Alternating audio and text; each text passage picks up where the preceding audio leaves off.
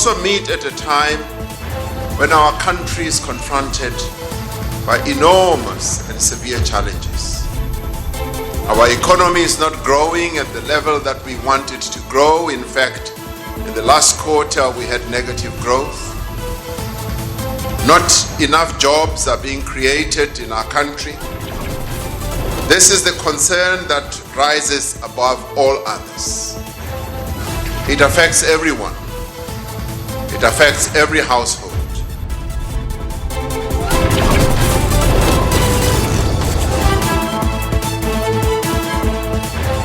Good evening and welcome to Unfiltered on SABC 3 and Channel 404.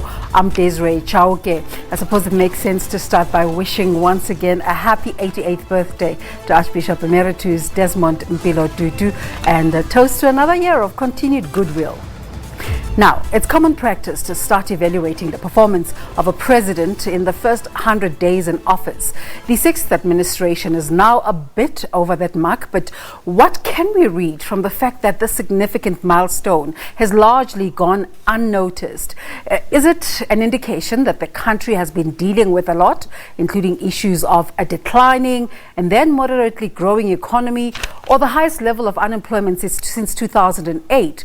Is it that we're just fatigued from all these social challenges we've been experiencing, including gender-based violence and nationality-based attacks? This has been for a lack of trying. The president introduced an economic stimulation plan to attract foreign investment to the tune of 102 trillion over 5 years, which led to the South African Investment Forum last year. The next one is coming up soon. He introduced a health compact, a social compact, calling on South Africans to come along on his journey. Tonight we ask, following years of despair and hopelessness, is President Cyril Ramaphosa's Tumamina drive still keeping its momentum? Let's welcome political analyst Professor Lisiba Tefo from UNISA. He's joining us from our Pretoria studio, and we're also joined from our Seapoint studio by Matthew Parks, who's COSATU's parliamentary coordinator. And here in Johannesburg, we're joined by Nomza Mazondo, who's the director of litigation at the Socio-Economic Rights Institutes of South Africa, SERI. Now, our attempts to invite the presidency were unsuccessful. You may join us in this discussion on Facebook and Twitter using our hashtags at SABC News Online and at SABC News Unfiltered. Let's get into the conversation, and perhaps let's start at the political front. Just over the weekend, a Secretary General, Ace Magashule, who was addressing an ANC Youth League meeting, was talking about hankering over not having been successful in bringing about a leadership of Nkosazana Dlamini Zuma within the African National Congress. Is that a conversation we need, Ms. Zondo, right now?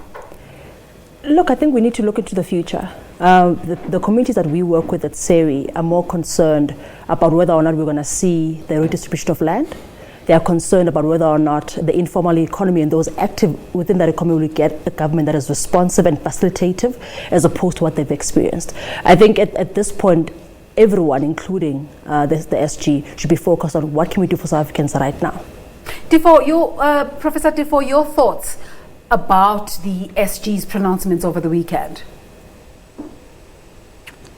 Well, look, at one level you can say he's brutally frank with himself and the people of South Africa. At another level you might say it is unfortunate because it plays into the space that says there are two factions here, there are two competing interests, and indeed they don't seem to gel and work in unison. So, yeah, you can look at it in different ways indeed. Matthew Parks, what are the conversations within COSATU in relation, how are these reported factions affecting the tripartite relationship? Sure. Look, we heard the SG's comments. For us, those are simply the comments of one person. And in democracy, you can say whatever you want. But we do recognize, and we have been raising alarms with the president of the ANC, that there is a concerted fight-back campaign by some persons who don't want to accept that the ANC members have spoken at Nasrec overwhelmingly, that the voters overwhelmingly gave a mandate to the ANC led by the president. As COSATU, we are very pleased that we came out early to support the president to become the ANC president and then to lead the nation. We think that was a right choice that our members have made. We are pleased with the work that he's done in terms of tackling corruption, stabilizing the state, getting rid of the compromised Deadwood in cabinet, rebuilding the law enforcement agencies. We're very pleased that he shows a willingness, a keenness at all times to engage with not just COSATU and Labour, but civil society and how to tackle the nation's issues. And we're very pleased that his central focus has been around turning around the economy, creating employment, and really putting kind of a shoulder to wheel. So in that regard, we are focused on getting the country sorted out, growing the economy, sorting out unemployment, tackling corruption. And in that regard, we are pleased to have a president who is a partner with us to tackle the nation's challenges. Let's talk about assessment of the president's performance thus far, which is our topic for today, really. Namza Mazondo, what are your thoughts? Look, I think as someone who comes from civil society, the one thing that the president has brought, which we have appreciated, has been a listening ear. He has come to us and said, I'm willing to listen to your perspectives. I'm willing to use your expertise for the good of the South African economy and the South African population. I think for us, in these first 100 days, it has been about a president who's engaging and who's willing to listen to criticism.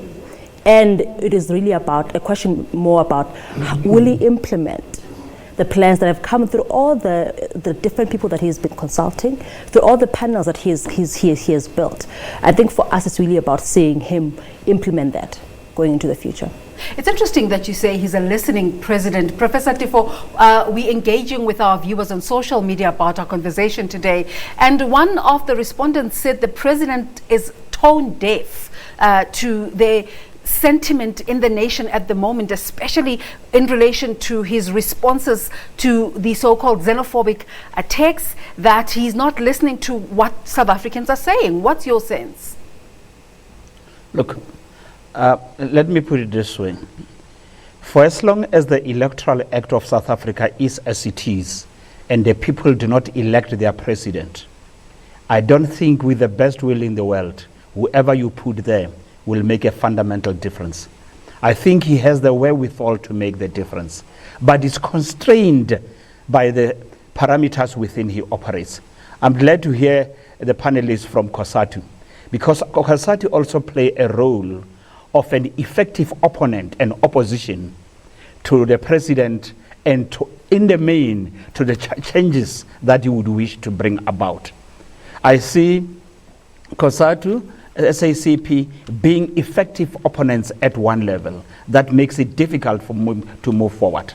The main things that could be introduced that really want people of South Africa to sacrifice all of us, right, relate to economy. It, as Clinton once said, it is about the economy, stupid.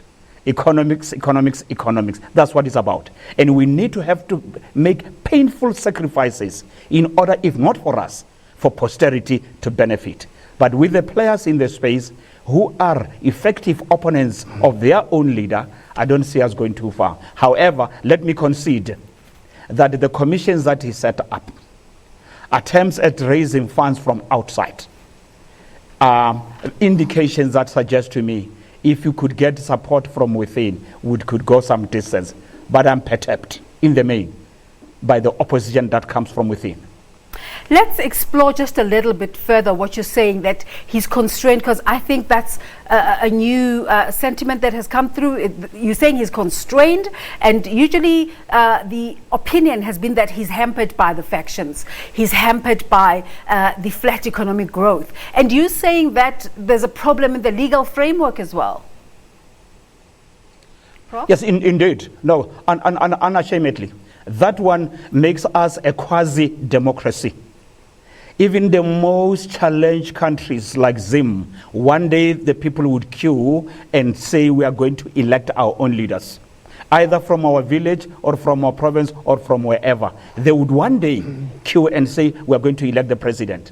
And I submit without any fear of contradiction that South Africa will never prosper and make a fundamental difference and realize the dreams of 1994 as long as the Electoral Act remains as it is. Because the vested interests come into play. And unlikely candidates are sitting in parliament. Yep. Who, some of them, with due respect, are not worthy of being there, simply because of the system that we use, the slaves that we have to contend with. Prof, what you're stating is a structural problem. How do we gauge the performance of the individual? What an interesting point. I heard about 5-10 years ago somebody saying, I'm going to get people to do the performance agreement. How can you enter into a performance agreement with a person, first of all, is not appointed on merit? It's not appointed on knowledge or skill, but in the main is where do you stand in the queue, and based on that, then I will deploy you.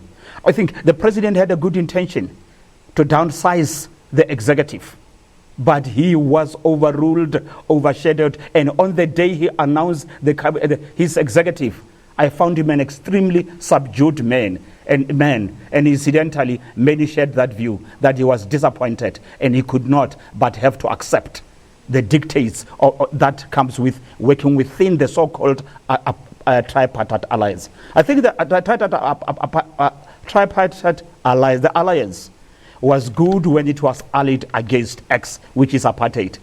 But it has run its course, and they must revise it if really the people of South Africa and the ANC itself hopes to survive going forward. Matthew Parks, we're going to ask you to gather your thoughts about this question.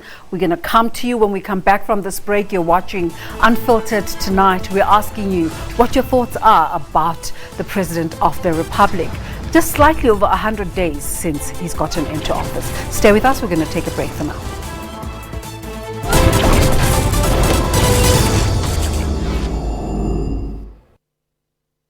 As far as Old Mutual is concerned, the chapter about Mr. Moyo being CEO at Old Mutual is now closed. Yes.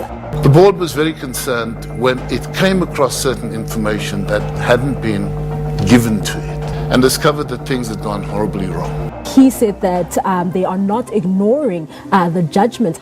We were actually told by the head of security in that building that they were told that they could not grant me access. What do you think is disincentivizing the criminal from trying their hand at bank robbery? I think we have seen the banks making it almost impossible to penetrate these banks.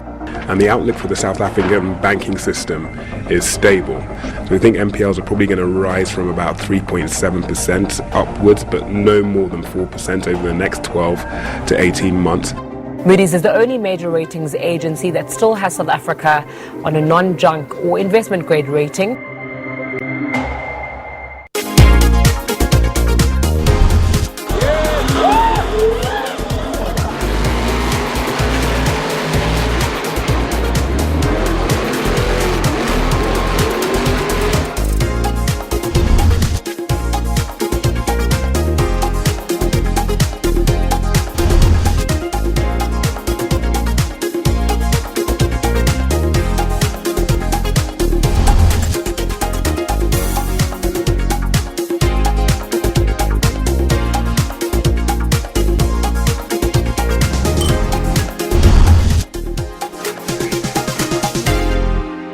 The SABC News mobile app is your one-stop digital portal to all the news you need. Stay connected with the latest in breaking news.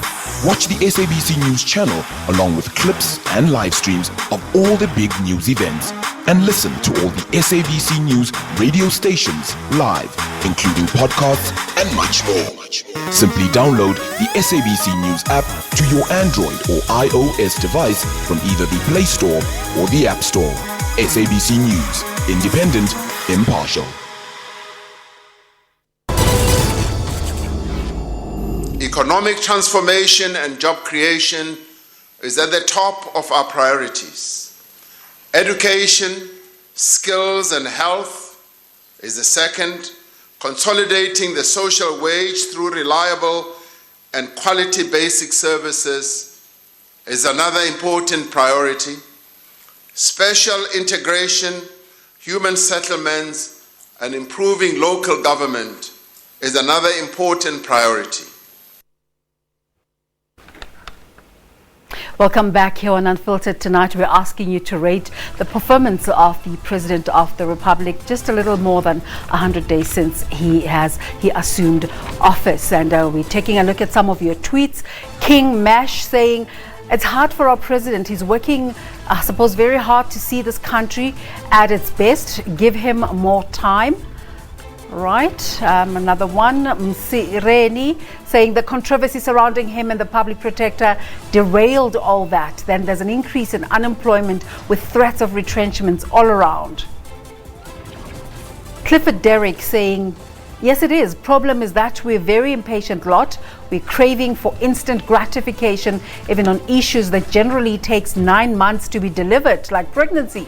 President Cyril Ramaphosa is the most prepared president South Africa has ever had. He will deliver. Interesting sentiments there, because there are other tweets. If you go onto our social media timeline, you will see that disagree with that sentiment. But let's pick up with Mr. Matthew Parks from COSATU, where I was saying just today as we're having this conversation, the Presidential Working Committee on Jobs Summit was having its monthly meeting, where they're trying to come about with resolutions about how to create employment.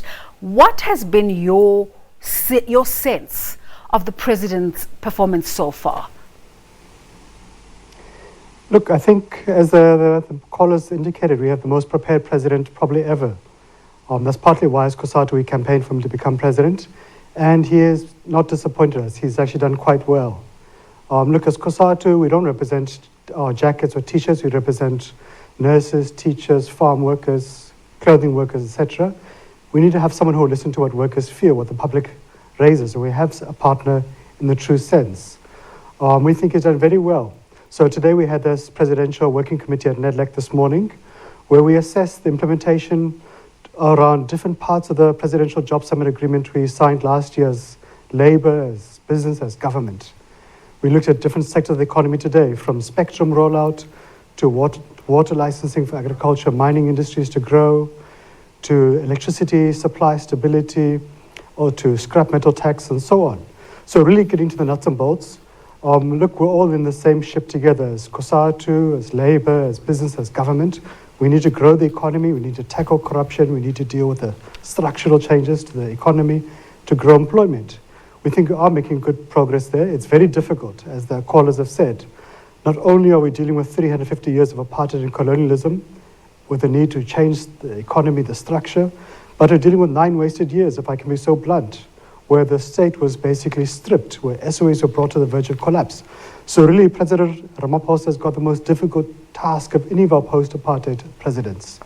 He's inherited a shell of a state, corrupted SARS, declining revenues, a hollowed out law enforcement. He's really had to build from scratch in many aspects. We think he's done quite well. He's cleaned out the did work from cabinet. He reduced the size of cabinet. He's cleaned out some of the most corrupt elements from our law enforcement agencies, put in place more competent persons. He's really had a focused approach to the economy. He held the job summit, the investment summits last year. But look, it's going to take time. But there are some green shoots. We received last week at the NEC of the ANC workshop on the economy a very detailed, comprehensive economic strategy from the Minister of Trade and Industry, speaking to reindustrializing 13 sectors of the economy. And some of the positive examples that the Minister Patel gave there were, for example, on a master plan for the clothing industry, for the sugar industry, for the poultry industry, compacts signed between business, labour and government about how to create jobs, how to protect fragile companies, how to make the industries more competitive. That's what we really need, action on the ground. But look, I think also maybe just to respond quickly to what the professor said, look, as COSATU, we represent the interests of workers, of our members. We don't represent the interests of other people. That's our job. Our job is to advance those interests, and we need to speak to people who are in power. You don't speak to academics who can't deliver minimum wage, for example. What we found with the president is that we really have a partner, someone who has the interests of workers at heart. You'll remember that the president was personally deeply involved in delivering the minimum wage. He's responded to our issues around corruption. Even on the issue of job security at the SOEs, we found the president is keenly listening to our demands that no worker should be retrenched. So this is the kind of president we want to see, and we're glad he's there. I think the only concern we have with regards to the president's performance is that maybe at times he's too democratic, he's a bit too diplomatic. There are some persons we really want to see having their heads rolled. And I think in that regard, the president must be a little bit more strict, a little bit tougher, And some people must be made an example of. Some people who really have looted in the state must be simply thrown out by the ears. So I think that's one area we want to see the president being a bit harsh on the culprits. I was watching Professor Tefo's expression as you were talking there, and Prof, I really would like to know what was going through your mind, but just let me come to you, Ms. Nomza Mozondo. You come from an organization called Socio-Economic Rights Institute. Social economic justice is the buzzword at the moment. What were your thoughts about the panel report on land reform that was recently announced by Minister Togo Didiza? Look, I mean, there were a lot of great ideas around how we can redistribute, especially urban land. I think at this point of our, we shouldn't in 25 years from now be still having that debate. But the fact that it's back on the agenda is very, very important. And what sort of came out at you in terms of immediate deliverables? Look, I think the main challenge is, one, us making sure that we have a register of what land is available and held by whom. Secondly, we need to ensure that that land is then one held transparently by government in order for it to be distributed to the poor and the marginalized in South Africa. Professor Tefo, like I said earlier, you seemed very much in disagreement with COSATU's views in terms of gauging the president's performance. Tell us what is going through your mind. No, let's be clear. When it comes to the president's performance, I'm one of those who say he has what it takes to make a difference. He's just constrained by the space within which he operates. And so far, so good. He has done well for me. I can give him 7 out. Are those constraints insurmountable? If you look at the history of the African National Congress in government in the past 20 years, right? Maybe the first 5 years it was better. No, let me talk 20 years. Okay. It doesn't give me any hope at all. Let me just tell you why I say it doesn't give me any hope. The principal opponent, the devil lies in the so-called Tripartite alliance. Minister Mboweni came up with a policy document and a plan that can help us move forward. Is COSATU and them willing to review the minimum wage that has had an impact? Which is apparently another constraint. On the prospects of employment.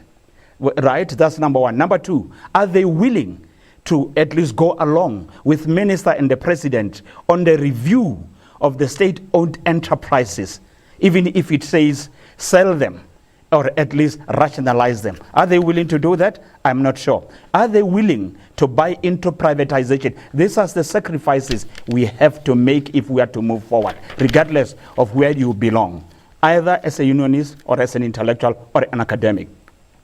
Matthew, your response, there's seemingly a pushback to Finance Minister Tito Mboweni's proposed plan, especially from COSATU. Look, let me say without being arrogant, if it wasn't for COSATU, we would not be having a President Ramaphosa today. When the President was the Deputy President of the country, he was being crucified by many people in the ANC who were not supporting him. You'll recall that 2 years before Nasrec, it was COSATU which came up publicly saying we support him because of his history, of his capacity, of his integrity, his vision. We were alone in that campaign. When people were marching up and down, it was COSATU who campaigned for him to become president of the ANC. When people were still marching, it was COSATU which put pressure on the ANC to release former President Zuma from his office because of what was happening. So it's a bit strange to say that people who campaigned for him and made sure he became president of the ANC in the country can somehow become his opponents. I'm not sure the professor heard what we were saying before. Actually, we were very complimentary of what the president has done. We're actually his biggest champions, while others are kind of abandoning him for the smallest bumps in the road. But look, let's not confuse the president with the Minister of Finance. The Minister of Finance releases a manifesto which undermines the ANC's manifesto. I'm sorry, I have to come in the here. Professor said, Mr. Parks, it can't be seen as a confusion when part of evaluating the performance of the president is evaluating a cabinet he has put in place, a cabinet that's supposed to be seen to be operational. South Africa is looking for solutions to an economy that is stagnant, that's just stubbornly refusing to grow. And here's a minister who says, I'm working on some sort of plan. And Kosatu, without specifically combing out the specific areas that you're unhappy with, just throws, as they say, the baby out with the cot. No, look, in fact, were quite detailed what we were not happy with. There's no way that we can agree to pay workers less wages. There's no way we can agree to domestic workers being paid less than what they currently get. We can't agree to farm workers being paid even lower than the slave wages they earn right now. The argument that unemployment is because the minimum wage is not based upon reality. The minimum wage is only 10 months old. We've had 40% unemployment for more than 25 years.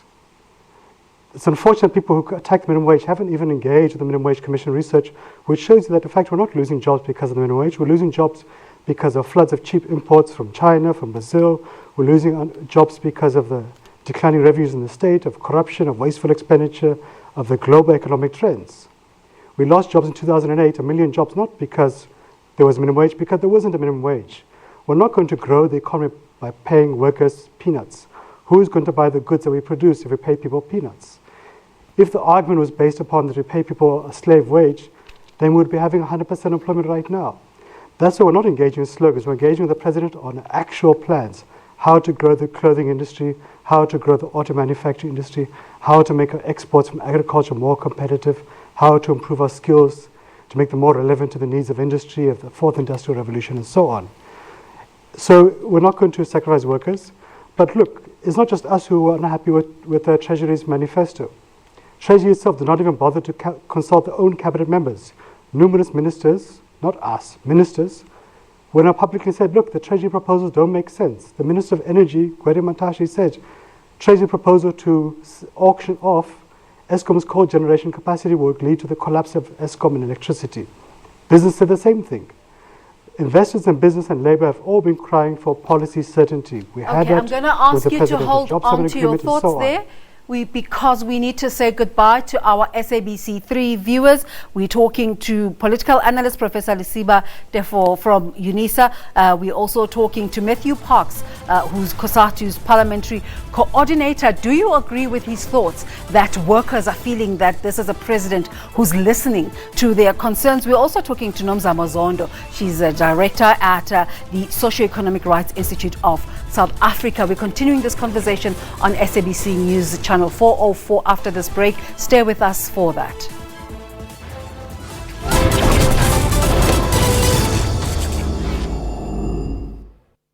Residents torched the houses belonging to ANC councillors in the area. Residents have been protesting, demanding an improved delivery of basic services. This is one of the 7 houses belonging to the councillors. The councillors have since ran for their lives. The police came here, they shot people without fighting. Even people, when they turned their backs on them, they continued to shoot. They claim that people from Kuma, they must pay their services. How do they pay their services if they're not getting any assistance from the government? This is where we take a look inside the world of media, analysing the issues with media outlets and journalists getting donor funding from countries abroad. Clearly, the funding is essential. There's always a narrative that needs to be driven by those people that are funding. As a result, we're not going to get the real organic news. But how do we bring it into the system so that the integrity of journalism is kept up? I think that those donors should rather just advertise if they want to put their names out there and if they want to support that publication. The women and the children of this great country are under siege. I can hear the cries of women in the streets. Women are dying with protection orders in their homes. Women face the onslaught of an oppressor with a different face. The scourge of violence against women is a dark stain in our nation. I stand here today and I think of Valencia Farmer. I think of Uyinene I think of J.C. Hess. There must be harsher punishment for rape. We've been mourning, we've been sympathizing with the women that were raped in our country. Gender-based violence has reached extreme levels which can no longer be tolerated. Don't strike your sisters. They are the mothers of tomorrow. Our mothers have cried, our sisters have cried, our daughters have cried, and we are saying enough is enough.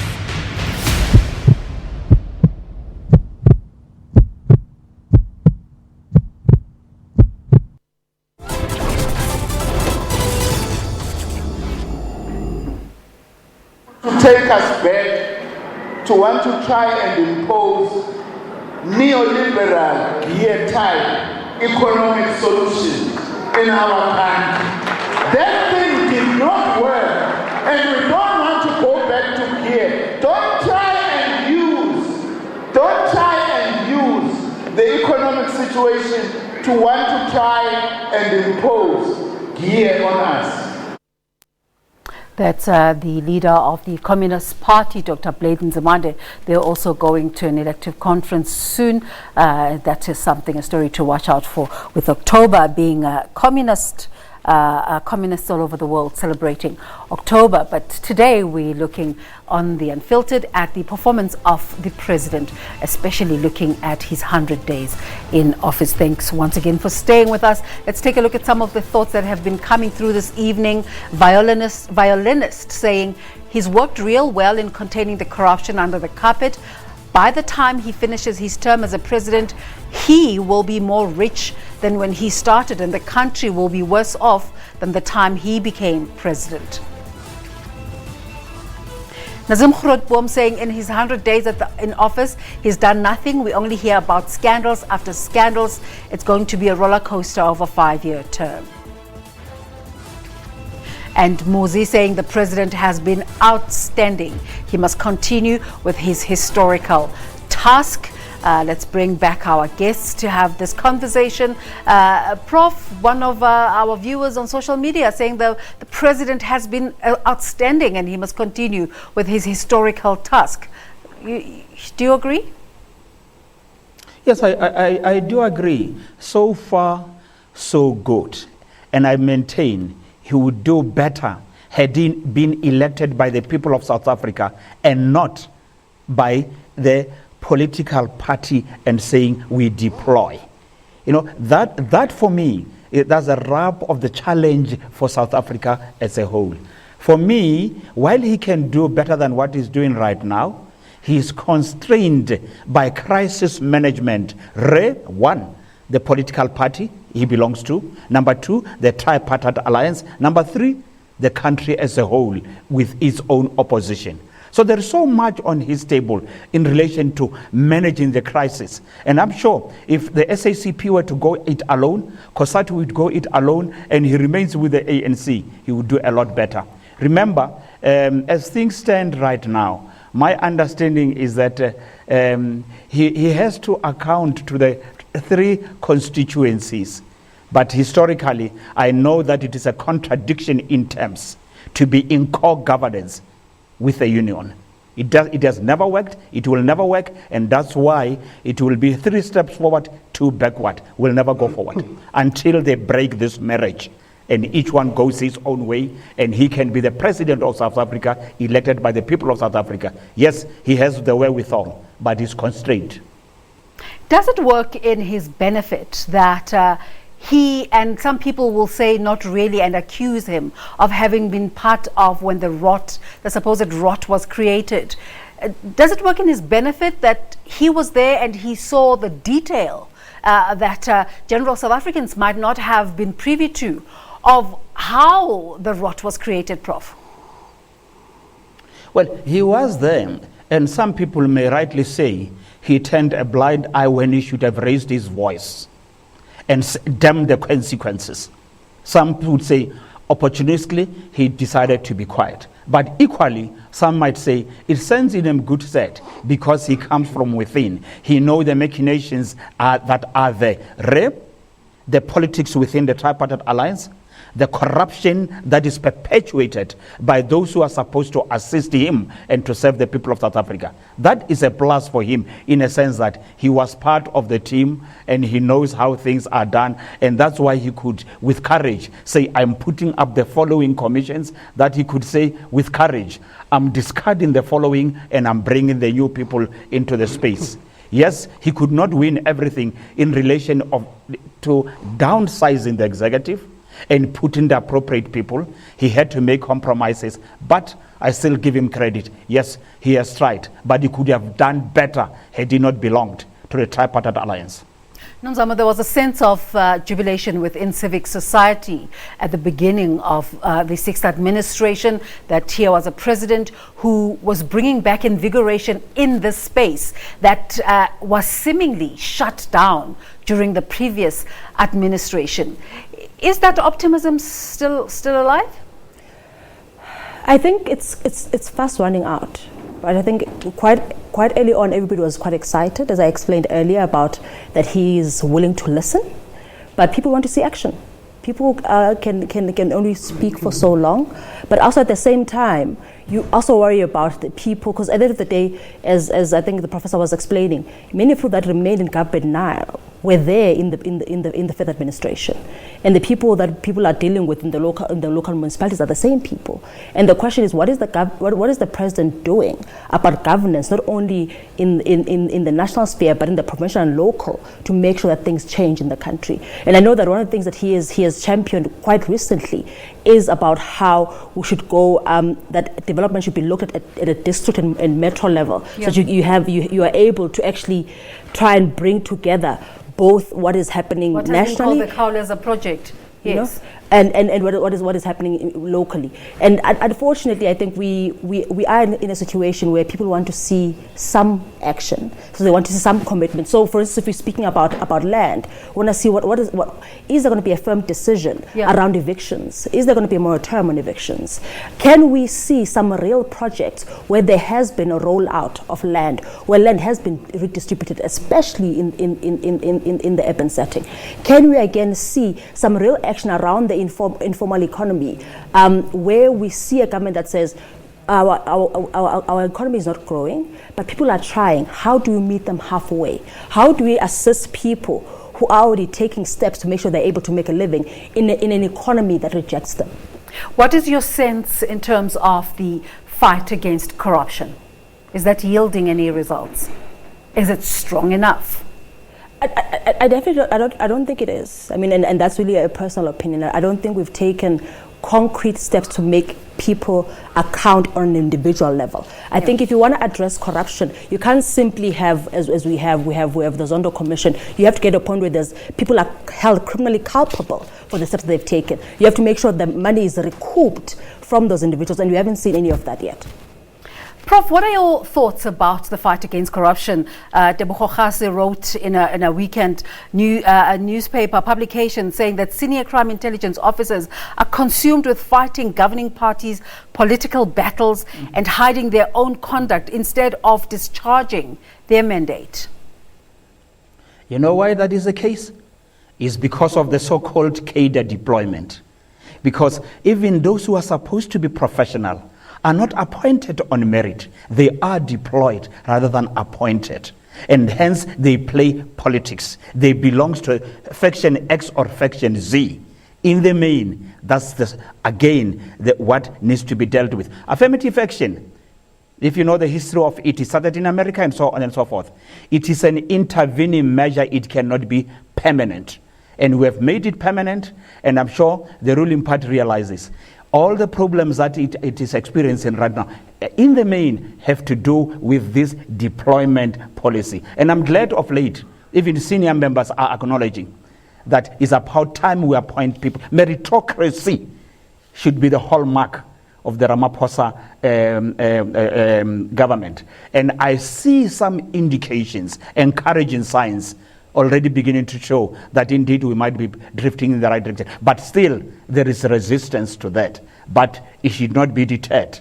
Maybe that's the price to pay, and the history might at least put a smile on his face even when his bones are interred. Matthew Parks, your sense of where we are in terms of fighting corruption? Look, it's a difficult task. The greatest challenges facing President Ramaphosa right now has been the ballooning of corruption in the state-owned enterprises, the economy at large. It really has hollowed out the state massively. It's caused massive damage to the fiscus, to our revenues and so on. He really inherited a shell. The former president really left a terrible legacy for him. We've seen how the police, the NPA, the Hawks, even the judiciary to an extent were hollowed out, how the state-owned enterprises became feeding troughs for a greedy elite. So we are pleased in many regards the president has taken the initial steps. You saw he removed the most compromised ministers twice. You've seen how he tried to clean up most of the boards of the SOEs. He's appointed new leadership to the police, to the Hawks, to the NPA, to the intelligence services. So some good steps. But look, we also are impatient for action. We need to see people putting on orange overalls becoming guests of the state in our correctional services. We need to see those who have looted, and we know who they are. They've been exposed in the numerous commissions of inquiry. We need to see them being arrested, taken to court, thrown into prison, their stolen assets recovered. But we've seen very little in that regard. So the NPA, the judiciary, the police, the Hawks, the intelligence must really pull up the socks and come to the party. There have been a few convictions. So, for example, John Block, the former leader of the ANC in the Northern Cape, is now a guest of the correctional services. It's fantastic. There was an official from SASA in Cape Town who was recently sent to prison for fraud. Good. We need to see more of that. Equally, government needs to start communicating those success stories, because people need to get a sense of hope of something that's being done. People need to hear those good stories, but really much more needs to be done. The ANC also must get its act together. They can't be deploying compromised persons to Parliament, and thus the president is forced to appoint some of those persons. They need to clean up the municipal leadership, the provincial leadership of government, and so on. But I think also that we're all talking about, for example, saving Eskom, SAA, the other state-owned enterprises. But we need to see there comprehensive forensic audits of all contracts. We need to see in Eskom an account for every single cent, including the coal contracts where we know certain elite people still have their fingers in the cookie jar. So we can't fix those SOEs, for example, if we don't know where the bleeding is happening, where the looting is taking place. We need to really be brutal about it. We need to see some people's heads being knocked and then being thrown into prison. And government must stop being soft on people. We need to see the judiciary really get its act together and start fast-tracking those kind of criminal prosecutions. People need to get a sense that the money that they pay through taxes is not being stolen by a rich elite all the time. Equally, business must come to the party. You can't have the business elite being allowed to get away with murder. Your Steinhoff, your Fidentia, many other places. We're not seeing action being taken. We all know billions of rands of workers' pension money was stolen in Steinhoff, but Marcus Eustace still running around enjoying life. Why are these people not in prison? Professor Tefo, before we went on air, we were watching on our screens London-based Zimbabwean businessman Strive Masiyiwa delivering the 9th Desmond Tutu lecture and focusing a lot on corruption and saying Africa can do business without corruption. We're going to take a break, but just gather your thoughts about the big complaint that we have a president who is liked more by business than by the South African public, and we'll pick up on that when we return. You're watching Unfiltered. Let's take a break for now.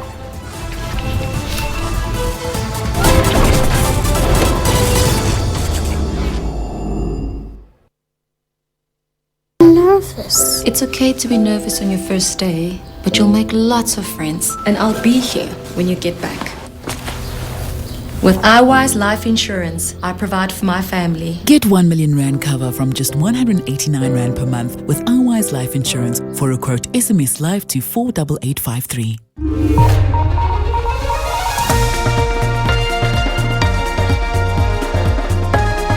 Coletta Njohi for SABC News in Addis Ababa, Ethiopia. Leon Sanyange, SABC News, Entebbe, Uganda. Chris Ochamringa, SABC News, Beni, Democratic Republic of Congo. Sarah Kemani for SABC News in Accra, Ghana. Phil Ihaza, SABC News, Abuja. Daniel Kijo, SABC, Dar es Salaam.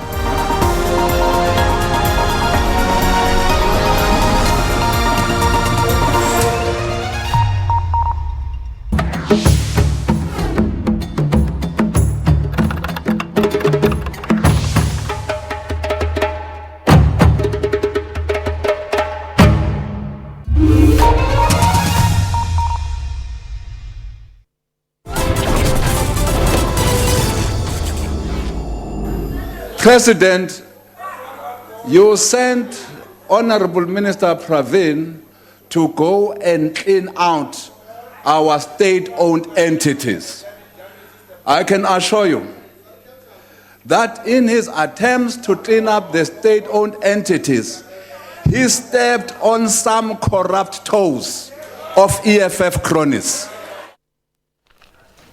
The Minister in the Presidency, Mr. Jackson Mthembu there, and some of the thoughts that have been coming through. Masterpiece saying Ramaphosa is surrounded by irrelevant groups and double-headed hyenas like a COSATU and SACP who do not assist but seek to fill their tummies.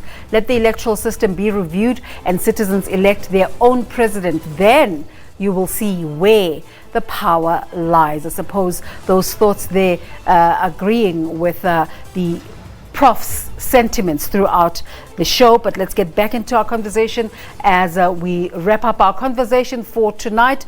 Prof, I was asking you as we went to break, Mr. Strive Masiwa saying that highlighting some incidences of corruption that he has encountered throughout his business life, but also saying there's a huge improvement.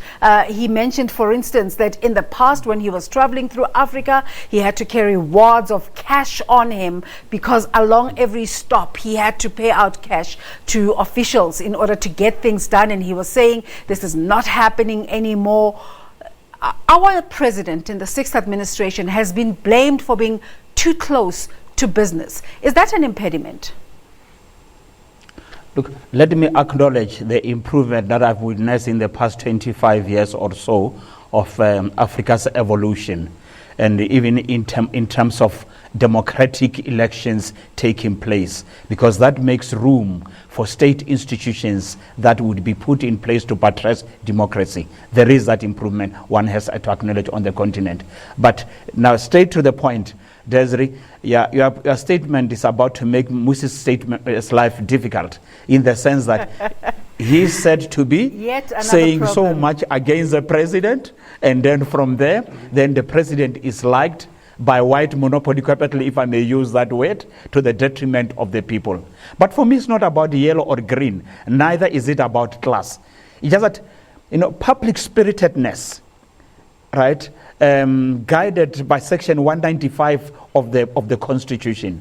If most of us were to be imbued with those principles and values, would go a long way. It is once you begin to rationalize this, then you are not going to go far. He may not be seen to be listening to the people, but more inclined to this side. But you need business, you need corporate to work with you to make the lot of the people to improve.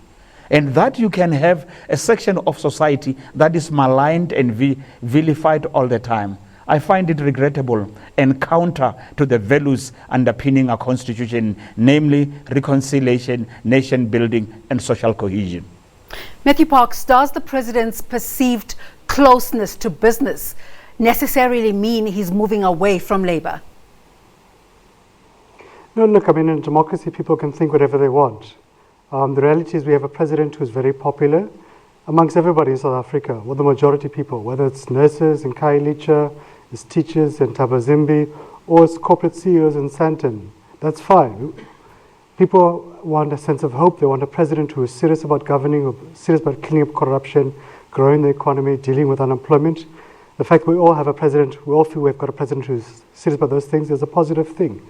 More so given where we came from just 2 years ago, when we were in a state of despair, state capture, declining economic conditions, and so on. For us, we're not worried about the CEOs. We're worried about what workers feel, what our members feel. The president is extremely popular amongst our members. That's why they campaigned so hard for him to become president. But look, government is not about friendship. It's about delivering on unemployment, about growing the economy, dealing with public services, social delivery, corruption, the law enforcement, crime, and so on. And that's where we need to focus on, not so much about friendship. But again, we are pleased that we have got a president who is serious about those issues. Not that we'll always agree with each other. That's part of life. You can't always agree with each other. But the fact is we must listen to each other, see how we find each other.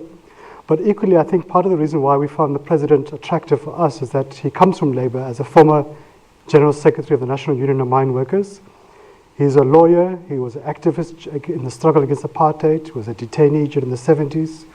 He's also done well in business and in government. So we thought he had a unique history. Okay. And we thought that could help build the social dialogue, bringing labour, government, business together to grow the economy. Matthew, we need to take a break. You're watching Unfiltered. We're talking about South Africans' sense of the performance of the president in the 6th administration. Stay with us. We'll be back to finish up the conversation after this break.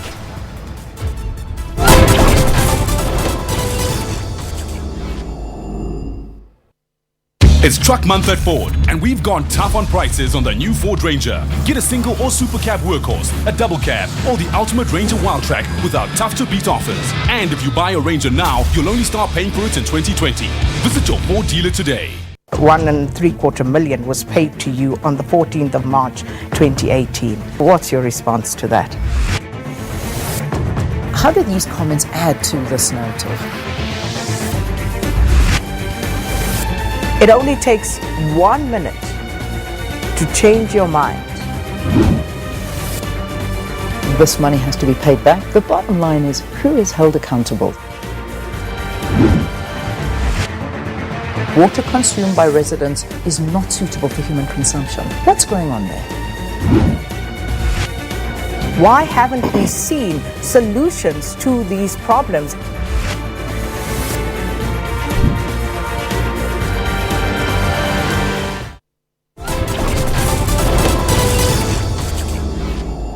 National government must provide leadership where the government owes ESCOM, must pay.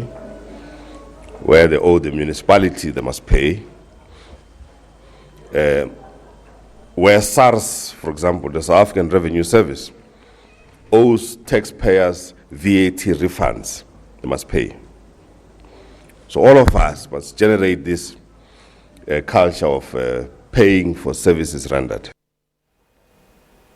All right, let's ask you, Nomzamo Zondo, now that you say there's an enabling environment, why are we not seeing an emboldened civic society coming up and fighting for South Africans' rights?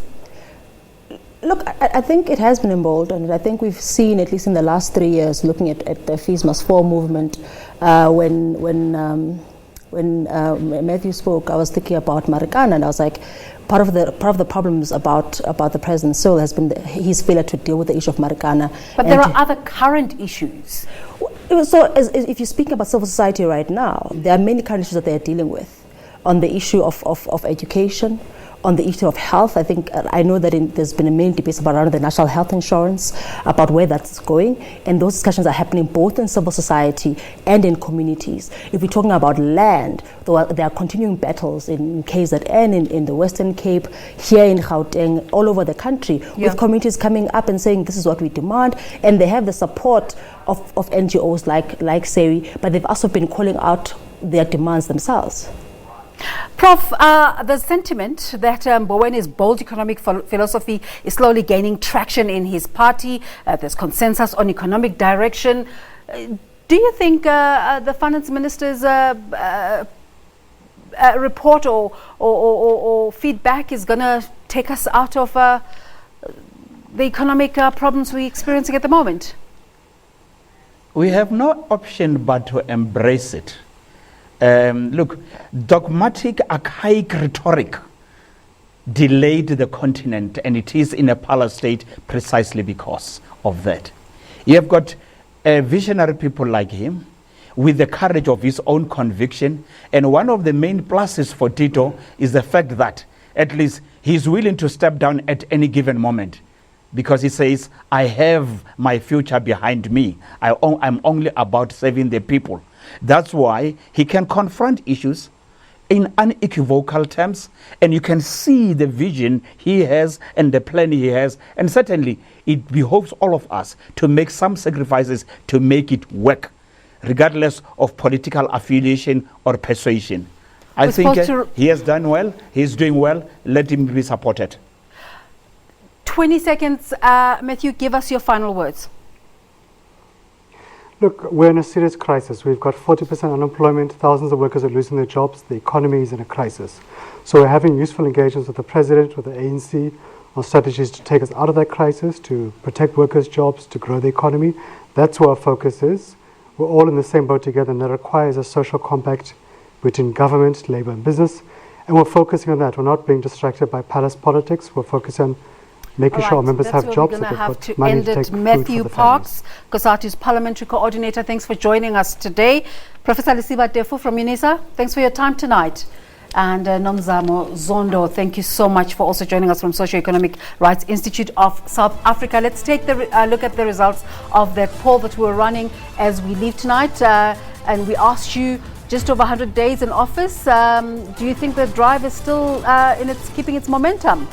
23% of you say yes, and a whopping 77% say not really convinced. Those are your thoughts. We can continue the conversation on social media. I'm Desiree Chauke. Thanks for joining us tonight. Till next week, Monday. Goodbye.